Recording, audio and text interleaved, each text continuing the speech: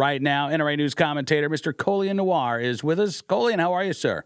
How's it going, Cam? It's going very well, man. I appreciate you coming on the program. You have a brand new commentary piece that's already causing consternation in the hearts and minds of precious snowflakes across the nation, Colion. Yeah, I guess I get to be the bad guy again for today. At least, I guess, in some people's minds. I guess it depends on who you ask, right?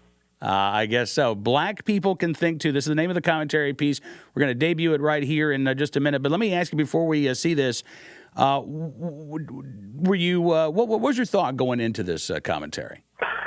It was annoyance, for lack of a better word. There's always kind of, to me, been this kind of undertone of like, I want to protect you from yourself, coming from a lot of anti-gun circles, and at best, it's insulting. At worst, it's racist.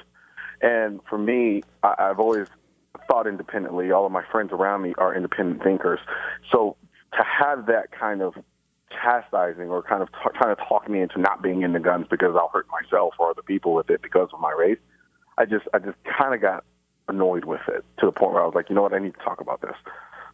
All right, let's take a look at the brand new commentary from Mr. Colion Noir. Black people can think too.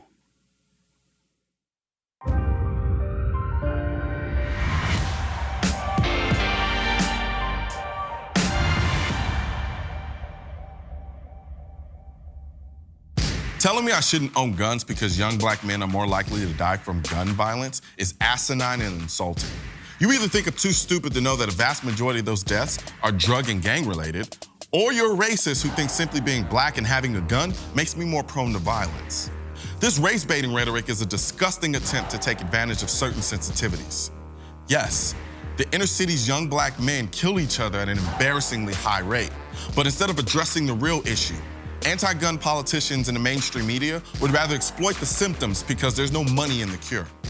The vast majority of African Americans are good law-abiding people, and many of them own guns. Yet the media keeps trying to tell me that the majority of black people are anti-gun. So I guess that poll conducted by the Pew Research Center that found that 54% of black people believe guns protect you from being a crime victim was just the Illuminati.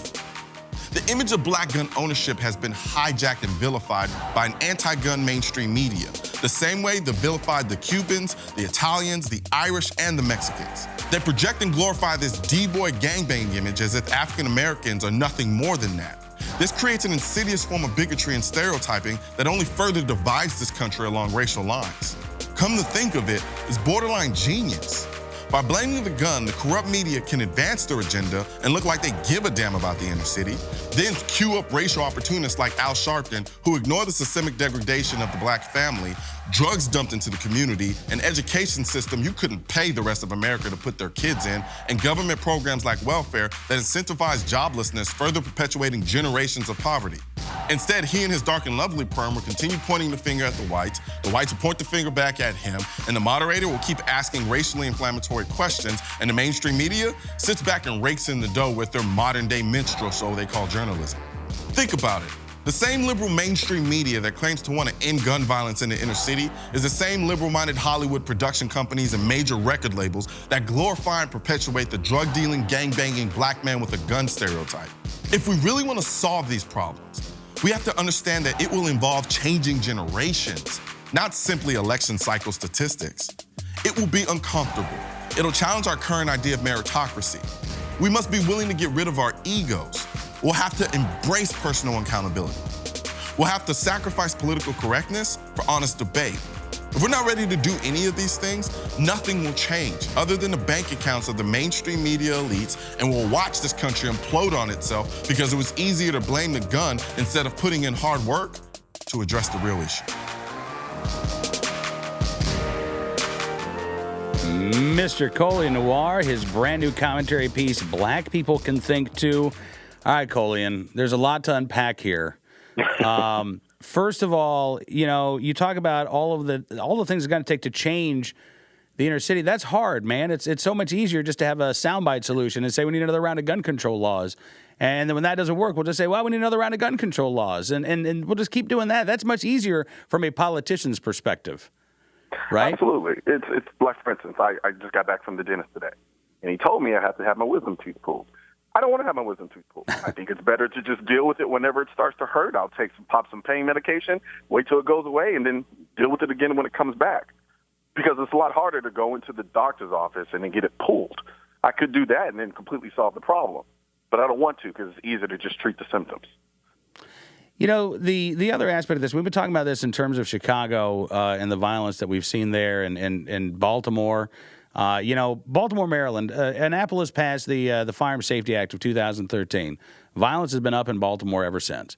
You look at, I think, murders up in Hartford, Connecticut since they passed their gun laws in 2013. We've talked about the increase in violence in New York City after the passage of the SAFE Act.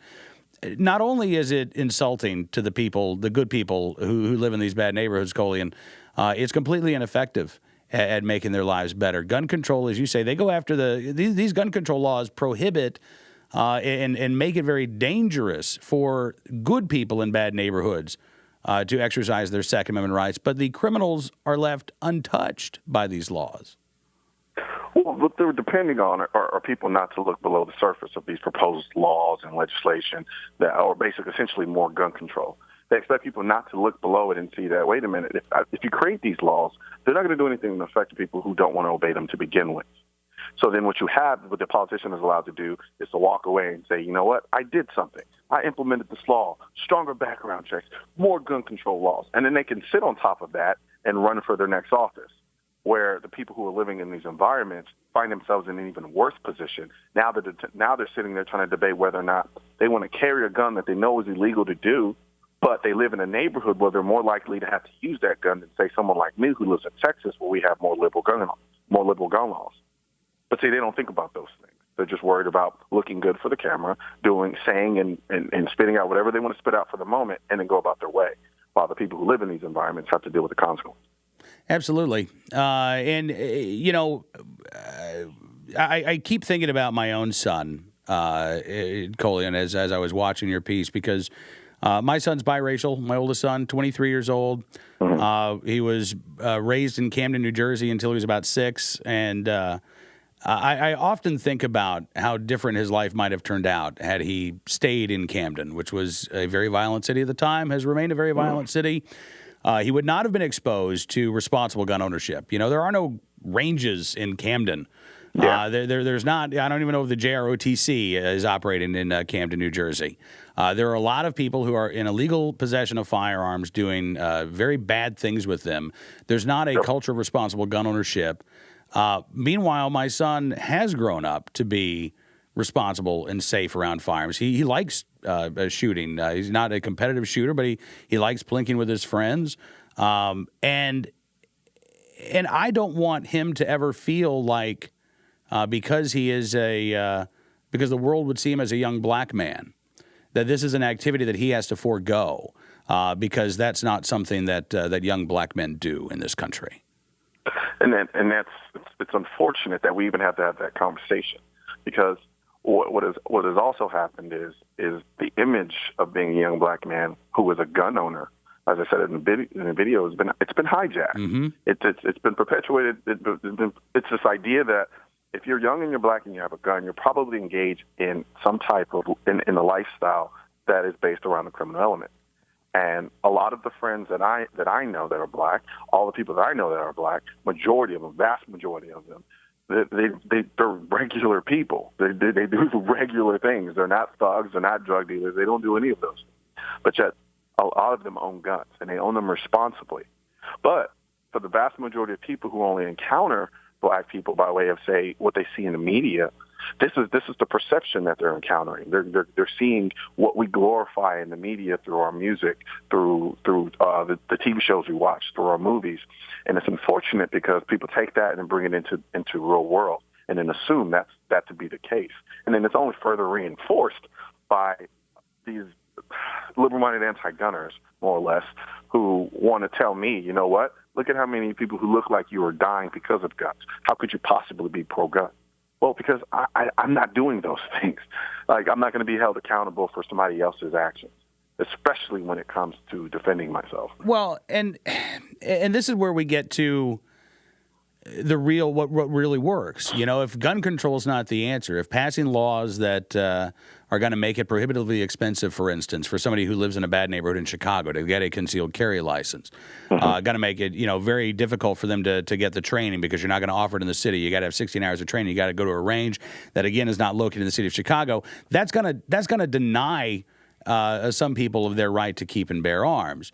And it's not going to do a damn thing to reduce violent crime in the city of Chicago. But we do know that most violent crime is committed by a small number of individuals, right? Yeah. Yep. And so, the idea that we're going to pass these blanket gun control laws and we're going to expect the criminals to obey them, when what we're seeing around the country is that violence in Richmond, California, I've been talking about this the past couple of days, homicide's been cut in half over the last 5 years. They figured out 17 individuals were responsible for more than 70% of the shootings in their city. 17. A lot of people don't realize when they talk to me about these gun control issues, and they bring up the gun violence in our country, and then when I tell them how small of a percentage of the various cities that are responsible for a vast majority of those gun deaths, it blows their mind because they're thinking it's pervasive across the country, like it's evenly spread like a blanket, when it's not. These are very concentrated areas that are making up a vast majority of these gun deaths. But a lot of people don't realize that. And it really honestly takes looking at situations like Southside Chicago, for instance. You take Southside Chicago and then you compare it to a neighboring state that doesn't have the strict form of gun control that Chicago has. They're not dealing with that violence, but yet Southside Chicago is. So if we account for the constant in those situations, which is the gun, at that point it leads to reason. The gun isn't the issue. Because when you have guns over here and they're not killing each other like crazy, but then you have guns over here and they're killing each other like crazy, there's a deeper issue that needs to be addressed, a harder issue. And it's more complex than simply, get rid of the guns. It is. It's a hell of a lot more complex than that. And this is what concerns me, though, Colion, because it seems like we live in somewhat simplistic times, right? The soundbite solution. You gotta be able to save the world in 140 characters or less, Colion. That's why I tweet like 100 times after the fact. But I do worry that politicians are going to be able to continue to get by on this. And I really hope that the voices like yours can raise some awareness. We can actually start to have that real discussion, that real debate about the many things that are going to have to happen if we are going to continue, if not just to see violent crime drop in these bad neighborhoods, but again to see these bad neighborhoods become good. Yeah, and I agree, and I think a lot of that has to do with being able to change perspectives on both sides, whether it be black, white, Spanish, Asian, what have you. The problem is that we've also, as simple as these times are, we're still living in a very politically correct time. And I'm not all for just insulting people for the sake of insulting people, but we've got to have a certain level of fearlessness where not that we don't care about offending someone, but be able to have an honest enough conversation with people who aren't like us and people we don't usually interact with on a daily basis, to have a conversation where, you know what, I might say something that might offend you. And it's coming from the best place possible because I'm trying to understand. And then from there, that dialogue allows us to generate a perspective about each other that's real. And then with that reality, we can take that and begin the process of improving the country as a whole. We're all different, but we're all the same in that we're all Americans and we're all living in this country. We should embrace each other's differences while at the same time standing together in unison as a country. But the only way we can do that is if we're honest with each other and have honest dialogue about the issues in this country. But right now what's happening is it's being dominated by a mainstream media that wants to play each side up against the other side, and then we're yelling and throwing things at each other, and nothing is really happening. And they're taking the extremes from both of those sides, and it's just turning into a fight. And personally, if we want to actually fix those issues, we can't as long as we continue to do that, or as long as we continue to defer to the mainstream media for our source of information. We're just intellectually lazy, and I'm including myself in that as well, because I have to stay on top of myself to keep informed about everything as much as possible about what's going on. But as long as we tend to revel in that level of lazy intellect, we're going to continue to have these problems. Yeah, I would agree with you. I think there's there's a lot to unpack there. But listen, I hope that you and I can keep having these conversations. You don't have to worry about offending me. Well, you know I don't shut up. Listen, we always love having you on.